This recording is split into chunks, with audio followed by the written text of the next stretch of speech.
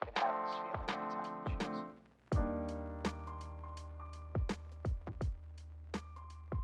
Hello again, it's your old friend Theta, the Monotone Messiah. Today we're going to be reviewing some play footage from a few of my Patreon subscribers. While I have no idea how frequently I'm going to do this because it is pretty time intensive, I thought at the minimum it would be cool to offer this to those who first signed up for Patreon when I offered it. If you want to be one of those people, go to patreon.com/ThetaVR and pick a tier that fits your budget. Now that that's out of the way, let's discuss what I'll be doing with this footage. In my mind, what's most important is to point out things that are not obvious. If you did something and the cause and effect chain is clear in your mind, it doesn't help to have somebody rub that in. So I will try my best not to do that, and I'm not trying to beat you up publicly. More than anything, I want to point out habits and patterns that I see that are not going to be beneficial, and in some cases, patterns and habits I see that are beneficial, so that not only you can get better, but everybody who watches this video can get better as well. I even take some time to point out things that don't necessarily end badly, but could still get you in trouble, and that's important. In fact, this is the biggest benefit to having somebody else review your footage, in my opinion, is that you'll see things that are hurting you even if they didn't hurt you in that instance. Just having those eyes will give you that clarity. To begin with, I'm going to review some footage from RickiTikiStix, who had a scrim against Devil's Brigade not too long ago, and he sent me his POV. Let's get into it. On this round, you spawned in the west, and you understandably wanted to check the south for a cross. So you come up here, and this is good to begin with, but then right about here, you get right on the corner, and you peek a bunch of times, which is likely to get you killed if anybody is checking the south, and there's no reason to be peeking right on that corner. It exposes so much of your body, especially when you have barriers and other pieces of cover you can use, or at the very least get distance on and still see into the south. This is an example of one of those habits where you didn't die or anything, but if you did it enough, and you did it against competent opponents enough, then it would possibly get you killed. And not only just get you killed, but it would get you killed at the beginning of a round. I fast forwarded in this round to highlight another moment which was subtle but I think important.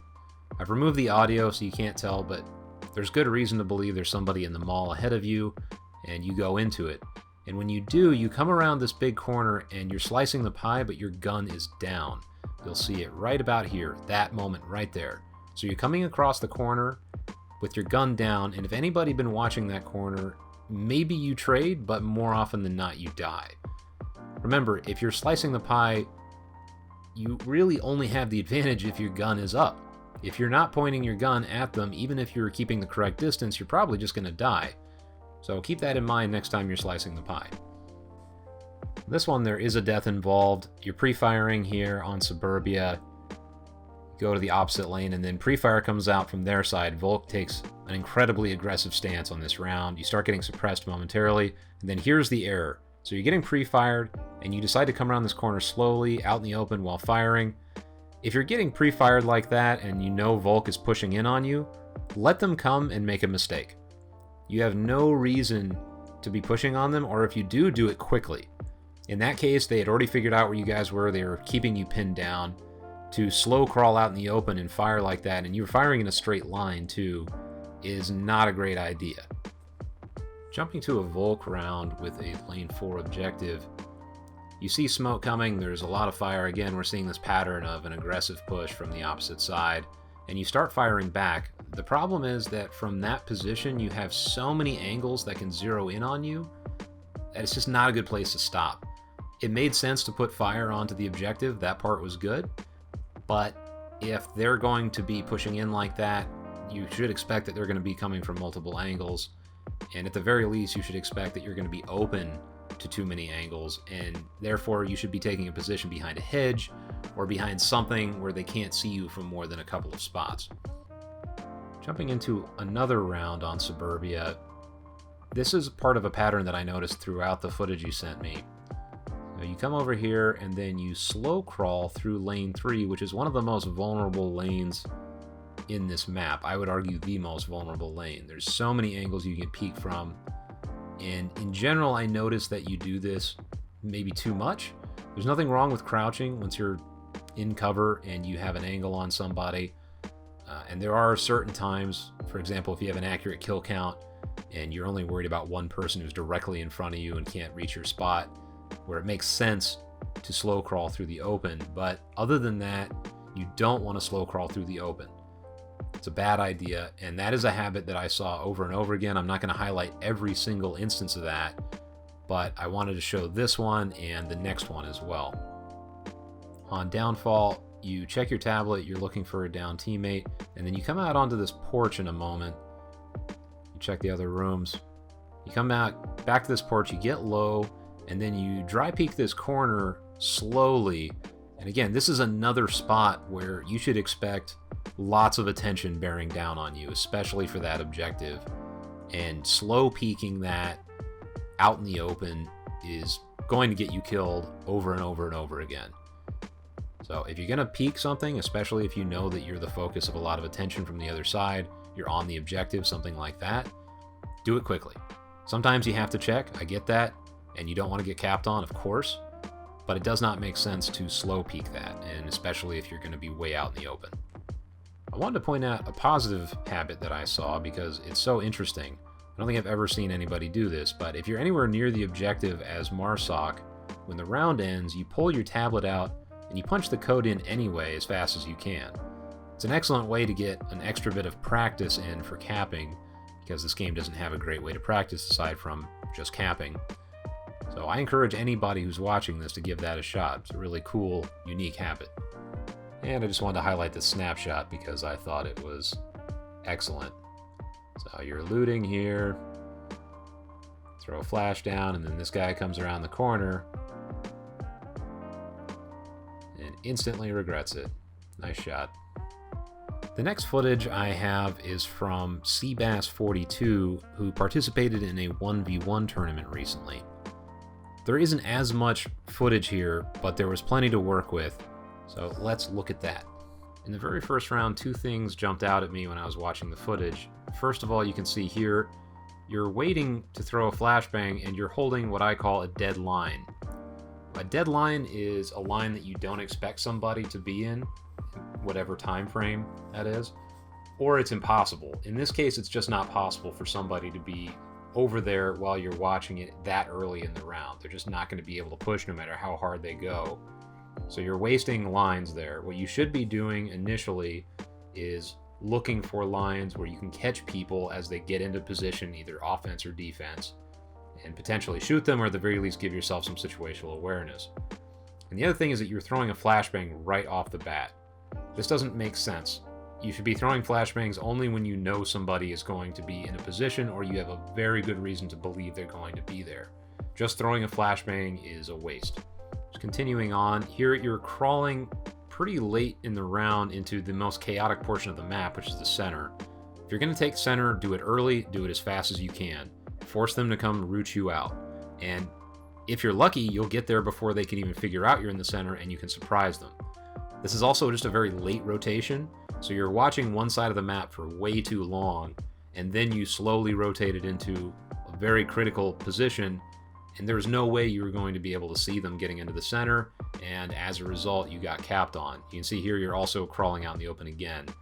So try to just remove that as a habit. Going into the next round, we see again this pattern of holding back. This is the definition of a dead line. You're looking at your watch, waiting for the timer to go for flashes. And I understand you don't want to throw an early flash. I get that.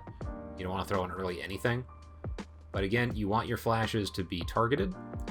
And by holding back like that, you are not gathering any kind of useful information. There's a little bit of risk to exposing yourself to a line, but you are holding way too far back and giving them a position for free. You're letting them get into a spot where they can kill you, and then you slow peek this corner and end up dying to a pretty common position. So if you had initially just looked down that line rather than waited back for the flash, you might have at the very least spotted them transitioning into that place, maybe get the pick, but either way you could start forming a strategy about how to deal with them. When you're just holding back for the sake of holding back for a flash and then just tossing it into the void, you're not helping yourself. And on this final round, you're playing defense, and you bounce around quite a bit when the reality is for this objective, you can just hang out in this little shed area right here. Instead, you grab a flashbang and flash yourself, which I'm not going to beat you up about. Everybody's done it, including me. In fact, I've done it on cast in big games. And you start just rotating around, trying to find them, shooting blindly. And then you spot them, and you survive this exchange. Now, if that happens, find cover. You're on defense. You make them come to you. There's no reason to do this, and now you find yourself in this close neutral angle, and you trade. You might have been able to win that, but it was just an unnecessary trade. And if you find yourself in a defensive situation like that, try to just hold back a little bit and let them come to you. You don't want to do too much of that. You don't want to be too passive, even on defense, but it's important that you don't give them an opportunity to trade when you have the advantage. Next up is Mr. Tripp, who sent me footage from both scrims and pub lobbies. Let's take a look. I don't have a ton to say about this first round on Suburbia, aside from I noticed that you get into the middle of the windows quite a bit. Right about here, you're still a little off to the side, but there are some moments where you're peeking right into the center of the window, or you're right on the window like that. And anybody who is anywhere near being able to see that window can see your profile, and at the very least call you out, if not kill you. And you did get some kills on this, so good work there. I'm just not personally a huge fan of playing in positions like this. On Suburbia specifically, in most cases you're better off playing downstairs. You have less visibility, but you're much harder to kill. And you get a kill right here. Nice job. Just keep that in mind. I'm not saying never play upstairs. There are times when it works. And on defenses where it makes sense to either get kills or die, like let's say you're defending the center house from here, then it makes sense to make yourself more visible, because you don't want to be the last one up ever in that situation, because you just will not have time to get into the objective and save it. So that's all I've got to say about this particular round. And this round I saw some habits that I think should be addressed, namely that your corner distance management is a little weak in my opinion. So you come around here, you check, that's fine. And then here you slow peek on lane 3, which is an incredibly volatile area, and then you just sort of rush around this corner and put yourself in a vulnerable spot. Slow down and check those corners. And if you're going to check lane 4 in particular, I recommend going wide. If you can get behind the school bus or one of those, whatever they're called, HESCOs that's near it, that's a much safer route. But if you are going to take that route, pop the corner. You could even try a shoulder peek to try and bait some shots, but do not just rush around it. You will get killed there over and over again. Here we are on Q1. You're about to push into the objective at the gas station garage. A couple things to address. Number one, slow crawling through this area, which is bound to be infested with enemies. Not usually a good idea. And on top of that, you then rush into the objective when you can cap right on this corner, right here. You don't have to go all the way in, and you slow crawl all the way in. And even though I removed the audio from this clip, you did not indicate that you were capping. So in the future, do what's called jamming the mic, and just click your mic over and over again so your teammates know to cover for you and not kill anybody while you're capping. Finally, we have this round from Bazaar where you're watching the tank objective. You realize you're a little too detached and they're moving in on it. Then you come out here and you're right on the corner as you slow peek this and get killed from your left flank. The problem here is if you're going to get back to objective, you're going to rotate when you realize you're out of position. It doesn't make sense to rotate in the open like that. Rotations are one of the hardest things to get right in Onward, so don't beat yourself up too much about it. Just as a general principle, if you're going to go back, try to find the safest route you can. In this case, it would have been going through this area where Sausage is and then checking the opposite side instead of coming out onto that wall, which is exposed to your left flank, with very little chance of you being able to stop anybody if they're on your left. That's all I've got for today. I hope that's been educational. Again, I don't know how frequently I'm going to do this, but if you are interested in potentially participating in the future, then go to patreon.com/ThetaVR. I have several different tiers you can pick, and I hope to see you in there. Okay, this is Theta, signing off.